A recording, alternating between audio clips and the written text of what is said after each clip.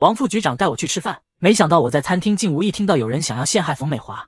来，我给大家介绍一下，这位就是我们经贸局新项目组年轻有为的科长江阳同志，这2位是我的姑姑王倩玉，这位则是他的女儿宋锦绣。江阳略微有些尴尬的拿起水杯喝了一口。江科长，你还没洗手呢，就这样喝水不卫生吧？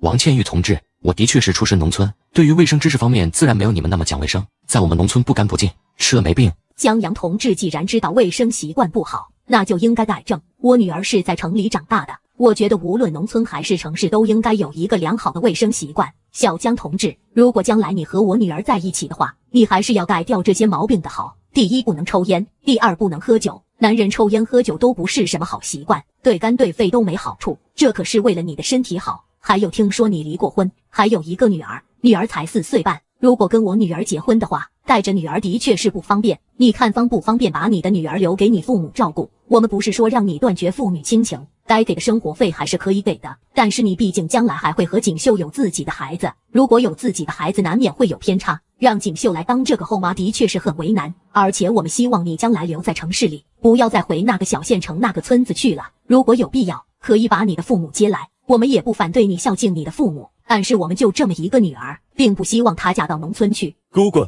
你谈这个太早啊，咱们就是见个面，吃个饭而已，八字还没一撇呢。再说小江也不一定能看得上锦绣啊。耀华，我知道你不靠谱，可是你也不能这么不靠谱。既然两家是奔着相亲做亲家来的，有一些话当然要说在明面上，我这也是为了大家以后好，免得道不同不相为谋。小江同志，我刚才话里的意思你应该明白，那你的意见呢？如果你同意我们的意见的话，咱们就往后好谈，如果你不同意的话，那么这顿饭就当大家见个面吃顿饭而已，这顿饭我们请，肯定不会让小江同志破费的。王耀华，王耀华，你真是搬起石头砸自己的脚。姑姑，您别胡闹行不行？哪有您这么一见面这么说话的？妈，您注意一下分寸，哪有您这么说的？江阳，你别误会我这个姑姑人其实是不错的，你别听她这么说，但是她其实没坏心思，就是刀子嘴豆腐心。我这个妹妹人真不错，而且她是咱们难得的大学毕业生，人长得漂亮不说，而且工作也好，现在在外国语大学的老师，别看这么年轻，已经是教授级别。王耀华恨不得把自己妹妹吹上天，主要是他舍不得江阳这个苗子落在外人手里。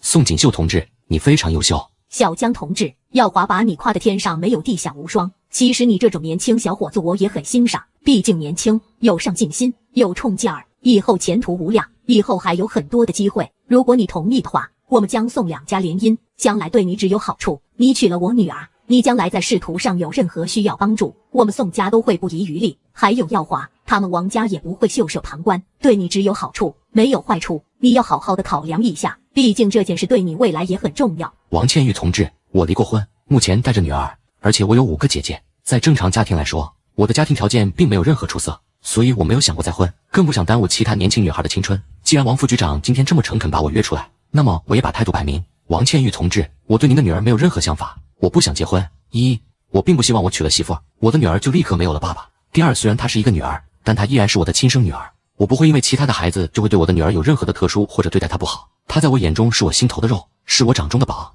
第三，我抽烟喝酒这2点都戒不了，也不会为任何人去戒，我有我自己的自由，我自己的人生，我不会去为了任何人改变。第四，我更不需要一个所谓的岳父家族来帮衬，对于我来说，能靠我自己的努力平步青云，那是我的本事。如果我没有本事做到那一点，那活该我在乡下受苦，我也无怨无悔。哼，好啊，江科长，我非常尊重你的个人意见，既然你有这样的骨气，我很佩服。江科长真没有想到你是一个不一样的人，你的性格这么独特，而且见解非凡，平常人遇到我母亲说的那番话，恐怕早已经落荒而逃，说不定有的人直接上赶着急忙答应，也就是你敢据理力争。我第一次看到我妈被人说的哑口无言，倒是觉得有些好奇，你是个非常不一样的人。宋锦绣同志，谢谢你对我的赞赏，不过我们俩之间不太有可能，所以可以当做朋友相处，但是其他我没有非分之想。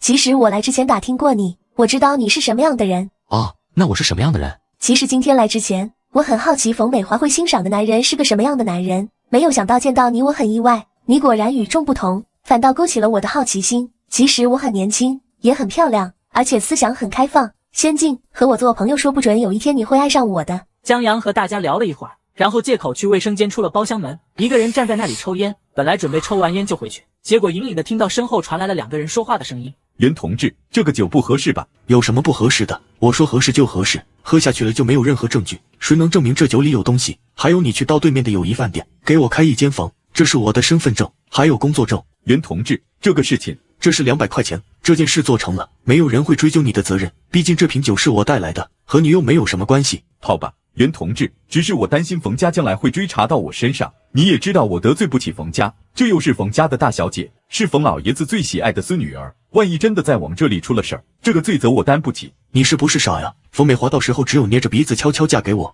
难不成还能到外面去宣扬？如果不是她一直在那里推三阻四，不肯答应嫁给我，我何必出此下策？冯家的人总是这么高傲，我就不信她跟我睡了之后还敢这么对待我。真以为我没看出来她们2姐妹之间的小手段？姐姐水性杨花，生硬的往我身上扑，恨不得再脏到我身上。妹妹躲得我是万八千里，冷若冰霜。不就是看上了那个乡下的臭小子？我父亲曾经帮过你这个小忙，你应该是会帮的，而且我不会连累到你。这件事即使爆发，冯美华一个女人，难道她有脸说我对她做了什么？反正我就是希望你注意分寸。你们2家本来都已经答应2个人结婚的事情，不过是最多等半年的事情，你何必这么着急？如果这一件事水到渠成，当然没什么意外。可是冯美华那个女人居然开始调查我父亲的事情，我父亲的事情一旦被他们知道，怎么可能还会让冯美华嫁给我？只有在这个之前先下手为强，也只有冯老爷子才能救我的父母。到时候我们袁家和冯家就是一条绳上的蚂蚱，袁老爷子一定不会见死不救。可是在这之前，我必须把冯美华拴牢，他别想踹了我。